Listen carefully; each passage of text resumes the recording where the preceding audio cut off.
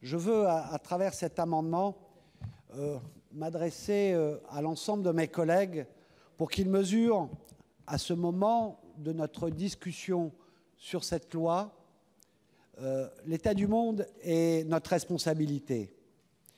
Nous sommes dans un moment où, sur les questions liées à l'immigration, il y a des politiques qui sont menées. Quand on regarde les États-Unis, séparation des enfants fermés dans des cages.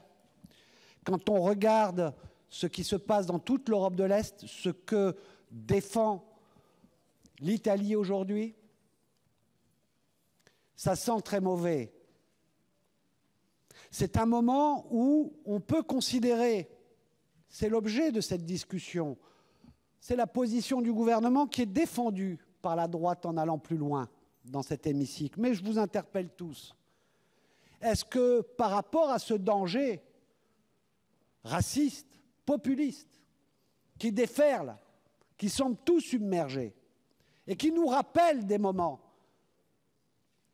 est-ce que être plus ferme, c'est le rempart? C'est-à-dire, est-ce que verser dans ce flot d'explications qu'il y aurait un danger à ces migrations ou à ces réfugiés, c'est le rempart pour nous protéger? Alors que ça fait 20 ans qu'on fait la même chose. Parce que s'il y a des lois quasiment toutes les 2 ans, c'est parce qu'on dit ici que pour empêcher la montée du Front National, il faut fermer. Le Front National monte. Et nos législations ont été sans arrêt plus dures. Sans arrêt. Alors, je vous interpelle tous.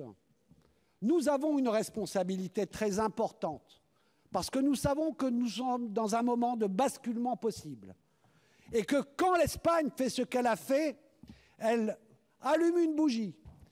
Elle met un rayon de soleil dans cette Europe qui peut sombrer dans la nuit.